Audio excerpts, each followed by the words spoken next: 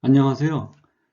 지난번 첫 번째 비디오에서는 우리나라 경제가 지난 50년 동안 어떤 경로를 통해서 성장을 해왔으며 세계 경제 10위의 위치에까지 도달했는지를 살펴봤습니다. 오늘은 앞으로 어떤 식으로 해야지 보다 더 지위를 공고히 하고 앞으로 성장을 지속할 수 있을지를 여러 가지 자료를 모아서 한번 검토해 보도록 하겠습니다. 지난번 끝부분에서 잠깐 보여드린 것처럼 일단 10위 내에 있는 국가들의 특징이 무엇인지, 그리고 우리나라가 G7 국가들처럼 계속 10위 내를 유지할 수 있을지, 10위권을 유지하는 조건은 뭐가 될지를 한번 살펴보도록 하겠습니다. 지난 50년 동안 세계 15대 경제국가를 살펴보면 G7은 탑 10에서 거의 자신의 지위를 꾸준히 유지를 해왔음을 볼 수가 있고요. 기타 다른 국가들은 중국과 인도같이 인구 대국들이 15위 안에서 꾸준히 지위를 유지하고 있었고요. 호주 같은 자원대국, 그 다음에 스페인 같은 관광대국, 이런 나라들이 꾸준히 상위권에 머물러 왔음을 볼 수가 있습니다. 지난번 말씀드린 대로 우리나라 같은 경우는 1991년 이후로 한 번도 15위권 밖으로 떨어진 적이 없이 계속 지위를 유지하고 있습니다. 그러면 탑 10 국가들이 어떤 특징을 갖고 있는지 우선 UNDP에서 발간한 2019년도 인간개발지수를 살펴보도록 하겠습니다. 대부분의 탑 10 국가들이 굉장히 높은 순위의 인간개발지수를 나타내고 있음을 보실 수가 있고요. 그 진빨강으로 표시되어 있습니다. 그 다음 진한 빨강으로 되어 있는 그 나라들이 탑 15에 들어가는 나라들인데, 인구 대국을 제외하고는 모두 30위 안에 들어가는 순위를 나타내고 있음을 볼 수가 있습니다. 한국은 현재 인간개발 지수상으로 23위에 랭크가 되어 있고요. 인간개발 지수에 대해서 간단히 설명을 드리면, 일단 생활 조건을 나타내주는 1인당 GDP, 그 다음에 지식의 정도를 표현해주는 교육의 정도 지수, 그 다음에 세 번째로다가는 사람들의 건강과 생활 환경 조건을 잘 표현해주는 평균 수명, 이렇게 세 가지 지수로 구성이 되어 있고요.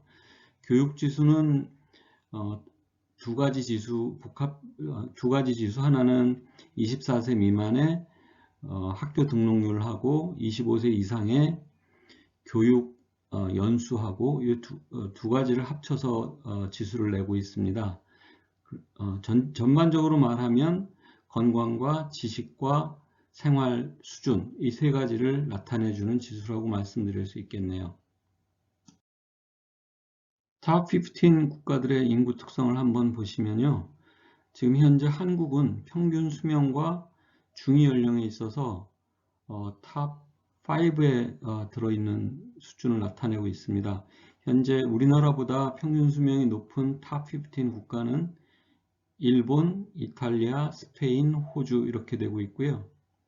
중위 연령, 나라가 얼마나 나이를 먹었는지를 나타내주는 중위 연령에 있어서는 우리나라보다 더 나이를 먹은 나라들이 일본, 이탈리아, 독일, 스페인, 이렇게 네 나라가 있습니다. 전반적으로 보시면 우리나라가 그만큼 오래 살고 나이를 먹은 나라다, 이렇게 볼 수가 있겠네요. 인간 개발 지수의 중요한 요소인 교육에 대한 비교를 한번 해보도록 하겠습니다. 현재 25세 이상 평균 교육 연수를 살펴보시게 되면 전통적인 선진국이었던 영국, 미국, 독일, 캐나다, 일본, 호주 등이 우리나라보다 앞서 있고요. 우리나라보다 다소 뒤져 있는 나라들이 프랑스, 이탈리아, 스페인 세 나라가 되겠습니다. 따라서 현재 한국은 지금 실제 현업에서 일하고 있는 사람들의 교육 수준으로 볼 때 탑 10 국가에서는 중간 정도 수준을 보여준다고 볼 수가 있겠고요. 우리나라보다 뒤떨어지는 브라질, 멕시코, 러시아, 스페인 이런 나라들보다는 우리나라가 현업에서 일하고 있는 사람들의 교육 수준이 더 높다고 볼 수 있겠습니다.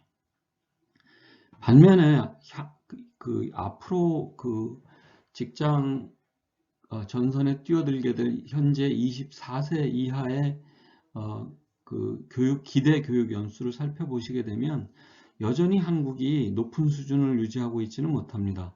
중위권 수준을 보여주고 있는데요. 이 부분이 앞으로 우리가 해결해야 될 문제라고 생각을 하고 있습니다.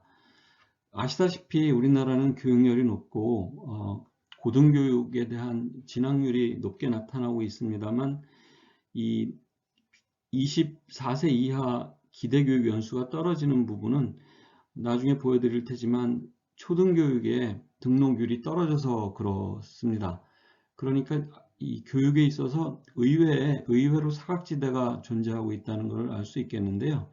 이 부분은 우리가 계속 고민해 나가야 될 부분이라고 생각합니다. 인구 1000만 명당 글로벌 포춘 500 회사 수를 이 교육 연수랑 비교를 해봤는데요. 의외로 상관관계가 높게 나타나고 있습니다. 보시다시피 G7 중에 대부분 국가들이 인구 1000만 명당 포춘 글로벌 500 회사보다 수에 있어서 한국보다 더 많다는 것을 지금 보실 수가 있겠고요.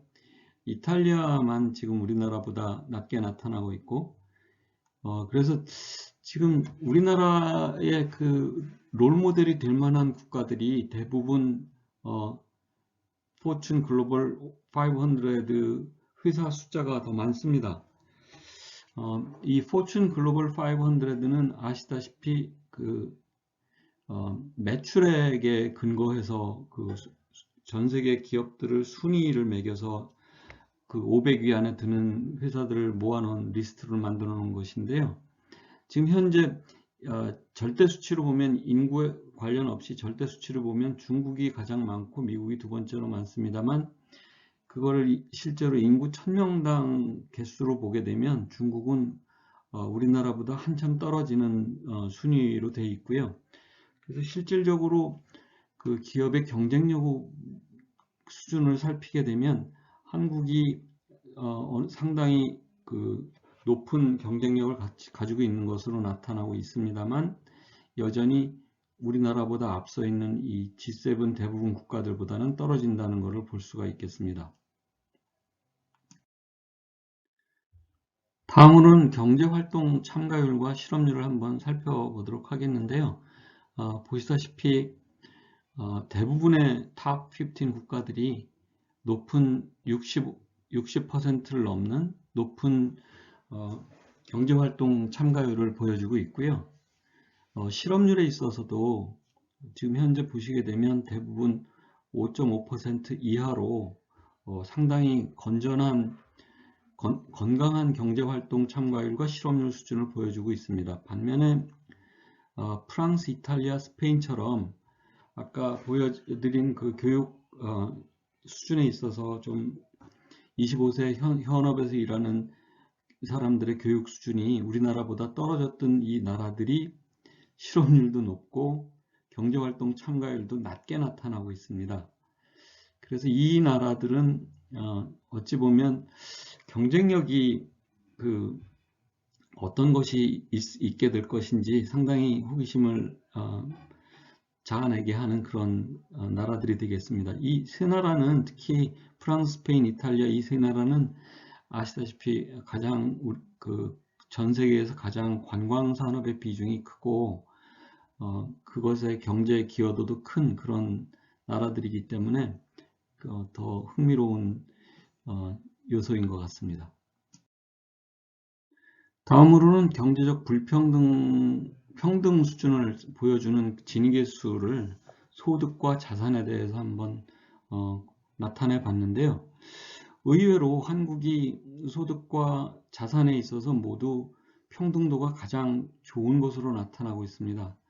아시다시피 미국이 그 구글이나 아니면 마이크로소프트나 애플처럼 그 혁신에 의한 대기업들이 많은 나라이기 때문에 소득 진위계수나 자산 진위계수가 높게 나타나는 것은 당연하다고 볼 수가 있겠는데, 반면에 멕시코 같은 나라들은 이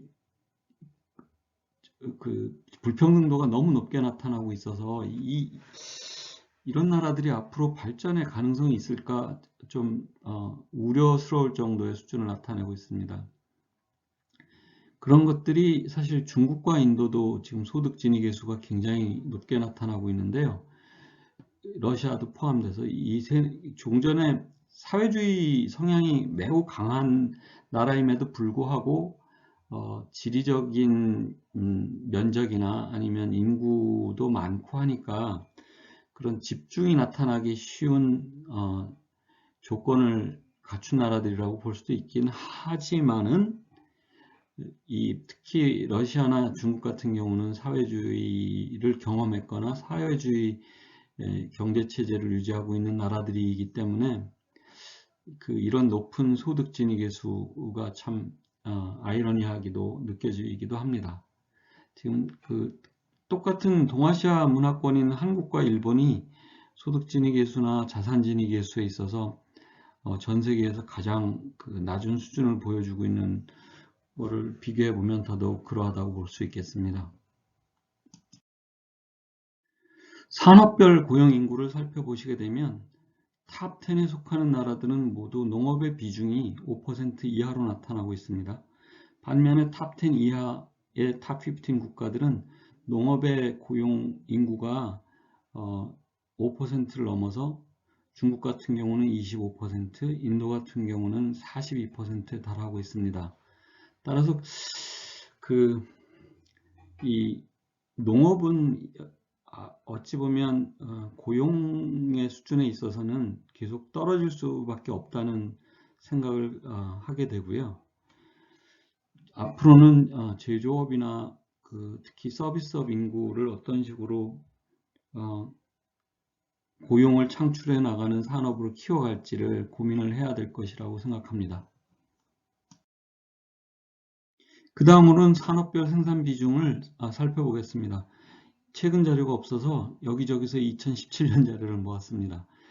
그나마 또 중국은 아주 디테일하게 분류가 되어 있지는 않아서 상당 부분이 불확실해서 기타로 다 몰려져 있고요. 여기서 보여드리는 것은 나라별로 비교했을 때 그 나라가 가장 전 세계 다른 나라와 비교해서 가장 높은 비중을 차지하고 있는 산업이 뭔지를 살펴보는 것입니다. 일단 중국을 보시면 농업이 어떤 다른 나라보다 높은 7.9%를 차지하는 것으로 나타나고 있고요. 러시아 같은 경우는 나라의 자원이 많은 특성상, 땅이 넓은 특성상 전기가스 수도 사업이 5.4%로 가장 다른 나라에 비해서 높고, 그 다음에 운수업이 7.7%로 높게 나타나고 있고요.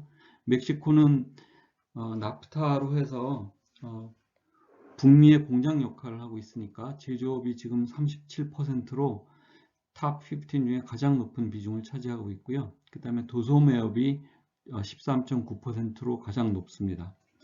호주는 두 분야에서 탑 15 국가 중에서 가장 높은 비중을 나타내고 있는데, 하나는 광업, 즉 철광석이 가장 많이 나는 나라죠.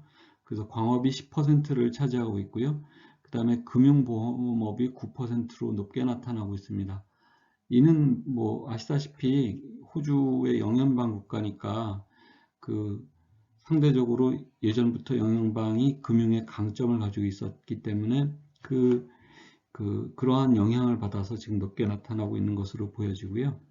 그 다음에 캐나다는 역시 국토가 전 세계에서 두 번째인가 가장 큰 나라이니까 관리하기 위한 건설업이 굉장히 높게 나타나고 있습니다. 무려 8.9%나 되고요.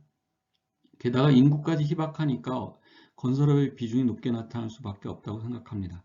그 다음 미국은 아시다시피 인터넷의 중심국가고 원조국가이니까 정보통신업이 전 세계에서 가장 높고요. 그 다음에 부동산업이 또 많이 발달해 있습니다. 아시다시피 전 세계에서 미국으로 많이 배우러들 오고 그리고 각종 기업들의 중심지가 되고 있으니까 부동산업이 발달할 수밖에 없다고 생각합니다. 그 다음에 마찬가지로 세계의 경찰 역할을 하고 있으니까 행정, 국방, 사회보장이 전 세계에서 가장 높은 비중을 차지하고 있고요.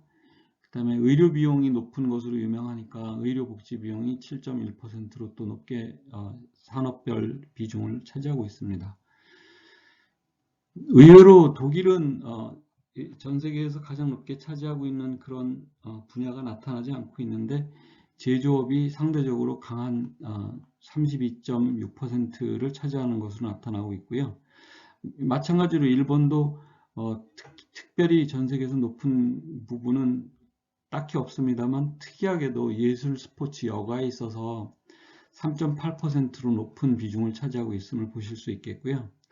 그 다음에 우리나라는 사교육 열풍 때문에 해서 지금 교육 서비스에서 세계에서 가장 높은 비중을 차지하고 있습니다. 5.2%를 차지하고 있고요. 스페인은 전 세계에서 관광산업 비중이 가장 높은 5.8%, 즉 숙박업과 음식업이 5.8%를 지금 차지하고 있고요. 이탈리아도 특별히 높은 다른 나라에 비해서 특별히 강한 산업은 특별히 나타나고 있지는 않습니다만 제조업이 29%로 비교적 높게 나타나고 있음을 보실 수가 있겠고요. 영국은 마찬가지로 예전부터 금융업과 보험업이 강하게 나타났었던 나라이기 때문에 지금 그 부분이 8%로 비교적 높게 나타나고 있고 또 하나 사업 서비스 부문에서도 비교적 높게 나타나고 있습니다. 프랑스가 지금 전 세계에서 가장 높은 비중을 차지하고 있는 것은 사업 서비스업인데요. 이 부분은 아시다시피 컨설팅이라든가 변호사라든가 이런 사업 서비스업에 해당하는 것들인데 그 부분에서 지금 프랑스가 전 세계에서 가장 높은 비중을 차지하고 있습니다. 영국과 프랑스가 비교적 높게 나타나고 있고 그 중에서 프랑스가 좀 더 아무래도 유럽의 중심에 위치하고 있기 때문에 이러한 양상을 보여주고 있다고 생각합니다. 지금까지 크게 세 가지 부분을 나눠서 탑 10 그리고 확장해서 탑 15까지 나라들의 특성들을 비교해 봤는데요.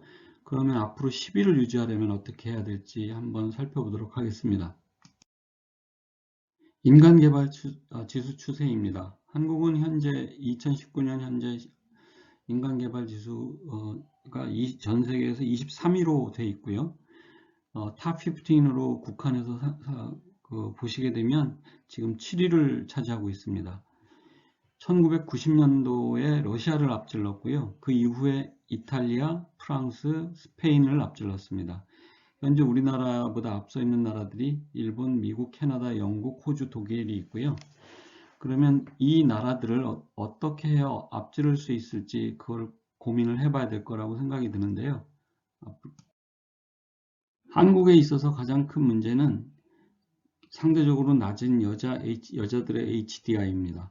남자들은 상대적으로 전 세계 탑 10 중에서 살펴보시게 되면 지금 4위 정도를 차지하고 있는데 여자들의 HDI는 지금 현재 세계 탑 10 중에서 9위를 차지하고 있습니다. 그리고 남자와의 상대적인 수준으로 보면 지금 전 세계에서 탑 10 중에서 가장 나쁜 수준에 되어 있고요. 그래서 UNDP에서 남녀의 평등 수준을 감안해서 봤을 때 이 그룹 1에 속하는 나라들이 지금 캐나다, 미국, 호주, 일본, 스페인, 프랑스들이 되겠고요. 그룹 2에 속하는 나라들이 독일, 영국, 이탈리아가 되겠고 한국은 유일하게 탑 10 중에서 그룹 3에 속하고 있습니다. 그만큼 남녀 차이가 지나치게 크다는 것인데요. 인간개발지수의 요소들이 수명과 그 다음에 소득과 그 다음에 지식 이 세 가지를 갖고 이 남녀 개발, 인간 개발 지수를 보게 되는데, 지금 한국 여자들의 경우에는 이 경제적인 소득 측면과 교육 측면에서 남자들에 비해서 현저히 낮은 수준을 보여주고 있습니다. 그것이 지금 우리가 당면하고 있는 가장 큰 과제 중에 하나라고 보여집니다. 또 하나 우리나라가 직면하고 있는 문제는 인구 감소입니다. 상당수의 국가에 있어서 인구 감소가 중요한 이슈로 되고 있습니다만, 특히 한국의 경우에는 그런 그 감소세가 지나치게 큰 것이 문제라고 볼 수 있겠는데요. 지금 보시면 우리나라와 유사한 그 인구 사이즈를 보여주고 있는 나라들에 있어서 영국과 프랑스는 인구가 늘어나는 것으로 지금 예측이 되고 있고요. 캐나다, 호주도 마찬가지입니다. 반면에 스페인이 약간 감소하고 이탈리아는 우리나라 수준으로 좀 감소하는 것으로 예측이 되고 있습니다. 그래서 지금 현재 살펴보시면 이탈리아, 한국, 스페인 이 세 나라가 가장 인구 감소의 위협을 크게 느끼고 있는 나라라고 볼 수 있겠고요. 반면에 인구가 여전히 늘어나고 있는 나라들이 있습니다. 브라질과 멕시코 같은 나라들이 계속 인구가 늘고 있고요.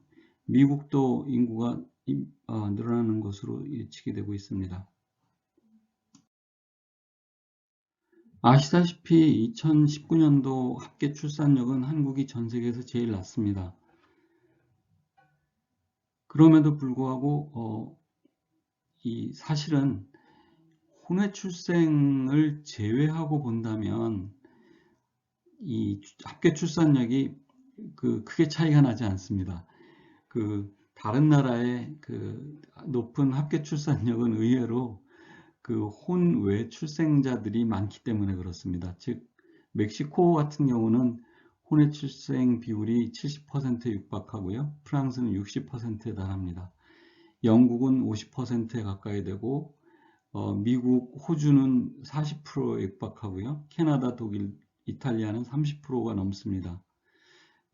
이 동아시아권에 있는 한국과 일본이 지금 혼외 출생은 상대적으로 낮게 나타나고 있습니다만 일본은 합계 출산력이 높게 나타나고 있습니다. 이거는 사실 아이러니한데요. 가임기 여성 수가 비중이 일본이 상대적으로 작기 때문에 이렇게 나타나고 있거든요.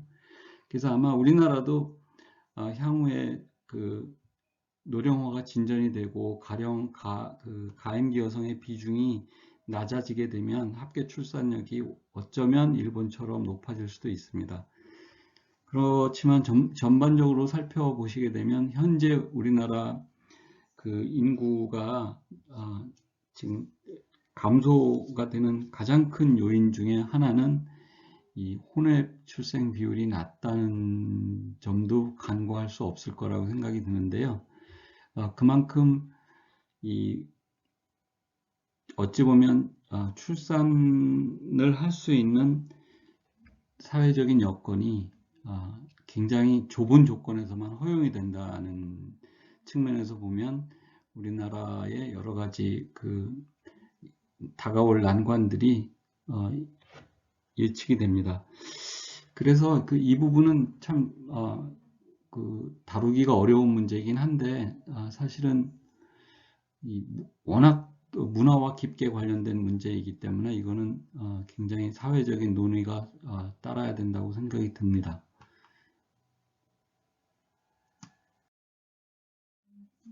여러분들이 다 아시는 대로 우리나라의 혼인 건수가 줄어드는 이유 중에 하나가 상대적으로 주택을 확보하기가 어렵기 때문이라는 것도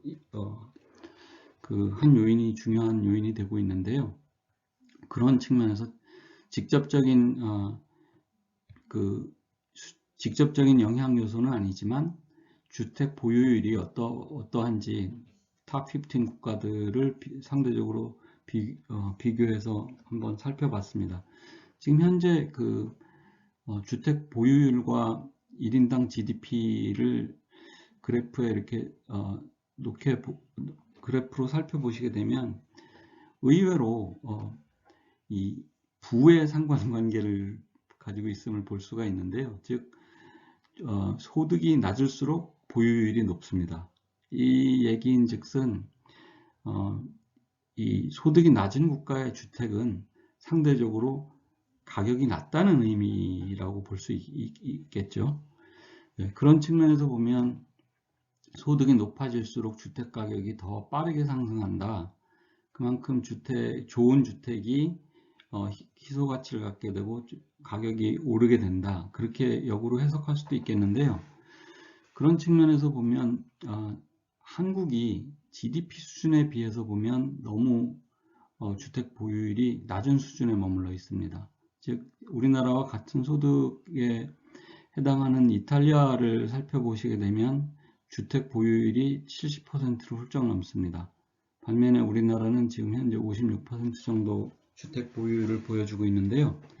이거는 해결하지 않으면 향후에 앞으로 우리 그 인구 문제나 아니면 여러 가지 그 삶의 질을 관리하는 데 있어서 부정적인 요소로 작용할 수 있는 소지가 다분하다고 봅니다.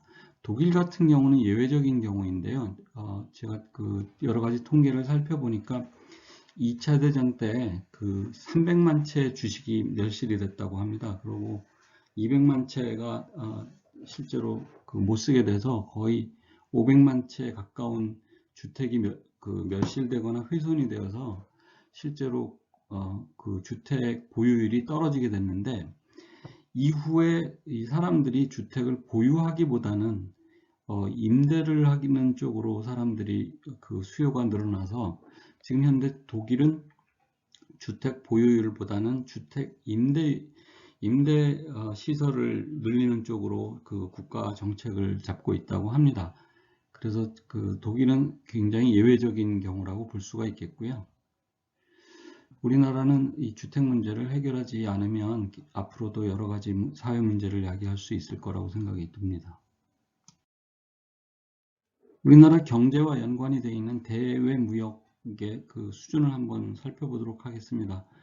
대외 무역에 있어서는 미국과 중국이 압도적인 그 숫자를 차지하고 있고, 그 다음에 독일이 그 뒤를 잇고 있습니다.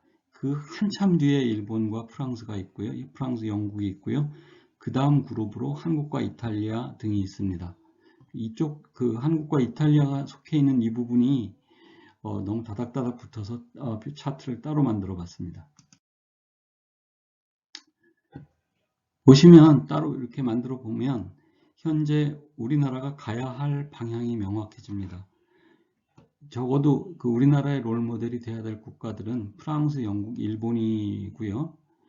그 현재로서는 프랑스, 영국이 한국보다 약간의 경제 규모가 큰 걸로 버블 사이즈로 나타나고 있는데요. 그래서 이 두 나라가 한국의 충분한 롤 모델이 될 수 있을 거라고 보고요. 이 두 나라의 지금 수출과 수입, 국제 대외 무역이 아주 활발하게 이루어지고 있습니다. 따라서 우리도 조금 더 이미 우리도 많이 하고 있습니다만 이 두 나라들을 보다 더 따라가기 위해서 노력을 많이 경주해야 된다고 생각이 듭니다. 그 다음으로 정부 지출 비중과 최근 5년 증가율을 살펴봤습니다. 대부분의 그 선진국들이 이 정부 지출이 GDP에서 차지하는 비중이 현재 20%에 육박하거나 아니면 넘는 수준을 보여주고 있습니다. 반면에 현재 한국은 대략 17% 정도 수준을 보여주고 있는데요. 방향성으로 보면 앞으로 꾸준히 늘려가야 된다고 생각합니다. 다만 한 가지 주의해야 될 점은 지금 최근 5년 동안의 그 정부 지출 비중의 증가율을 살펴보시게 되면 한국이 6%를 넘어 7%에 육박하는 수준으로 지금 탑 15 중에서 인도를 제외하고 가장 높은 수준을 보여주고 있습니다. 이는 현재 그 우리 정부 지출이 정상적으로 증가되고 있는지에 대한 그 여러 가지 생각을 하게 하는데요. 언제든지 급격한 변화는 긍정적인 변화를 긍정적인 방향으로 그 발전하는 데 있어서 어찌 보면은 저해 요인이 될 수도 있습니다. 따라서 향후에 다음 정부들이 맡게 된다면 정부 지출을 늘려가는 데 있어서 신중하고 우리나라 사람 경제가 감당할 수 있는 그런 것들을 수준을 유지해 가는 쪽으로 속도를 조절해야 된다고 생각합니다. 마지막으로 교육입니다. 현재 25세 이상 중등교육 경험 비율이 지금 탑 15 중에 중간 정도 수준을 나타내고 있죠. 86% 정도로 나타나고 있고요. 따라서 현재 우리가 누리고 있는 현재 경제 수준이 사실은 이 가장 중요한 제약 요건 중에 하나가 이 중등교육 경험 비율일 수도 있습니다. 따라서 앞으로 경제를 조금 더 발전시키고 우리 사회를 업그레이드하기 위해서는 향후 교육을 어떻게 할지를 굉장히 주의 깊게 검토해야 하는데요. 현재 보시면 우리나라가 초등학교 등록률이 98%로 탑 10 중에서는 탑 15 중에서는 가장 낮은 편에 속합니다. 따라서 이 부분을 해결하지 않으면 문제가 인적인 자원을 개발해서 꾸준히 경제 개발을 끌어가기에는 여러 가지 제약 요건으로 작용할 가능성이 높습니다. 마찬가지로 중등교육률도 상대적으로 그다지 높다고 볼 수는 없겠고요. 다만 고등교육 등록률, 즉 대학 등록률은 전 세계 2위로 높게 나타나고 있습니다. 그래서 우리나라가 앞으로 꾸준히 경쟁력을 유지하려면 이런 교육의 사각지대가 없어져야 이 전체적인 사회 발전에 있어서 장애 요소를 최소화할 수 있다고 생각합니다. 앞으로 50년 동안 어떻게 해가야 할지를 한번 정리해 봤습니다. 일단 이 사람들의 거주의 질을 향상해서 살 수 있는 아기를 낳고 살 수 있는 그런 좋은 환경을 만들어 가도록 노력해야 될 것이고요. 그리고 교육의 사각지대를 제거해서 경제 성장의 동력이 될 수 있는 사람들의 여러 가지 지식 수준을 높여야 될 것이라고 생각이 들고요. 우리 사회의 반인 여성에 대한 인간 개발을 강화를 해야 될 것입니다. 현재 여성들의 경우에는 교육과 그다음에 소득 수준이 임금 수준이 남성에 비해서 떨어지는 것으로 나타나고 있으니까 이거는 좀 더 관심을 갖고 모든 사람들이 관심을 갖고 향상시키는 쪽으로 개선하도록 노력해야 될 것이고요. 지금도 잘하고 있습니다만 대외 무역도 계속해서 강화해서 국가 경쟁력을 지속적으로 향상시켜야 될 것이고 국가 지출을 점진적으로 확장하되 그 속도는 사람들이 감당할 수 있는 수준으로 유지하면서 해야지 이 건강한 발전을 기억할 수 있을 것이라고 생각합니다. 한번 이렇게 정리해 봤는데요. 앞으로는 지금까지 말씀드린 것들 중에서 여러분들의 흥미가 있거나 하는 것들을 주제별로 골라서 다음 꼭지를 제작해 보려고 합니다. 고맙습니다.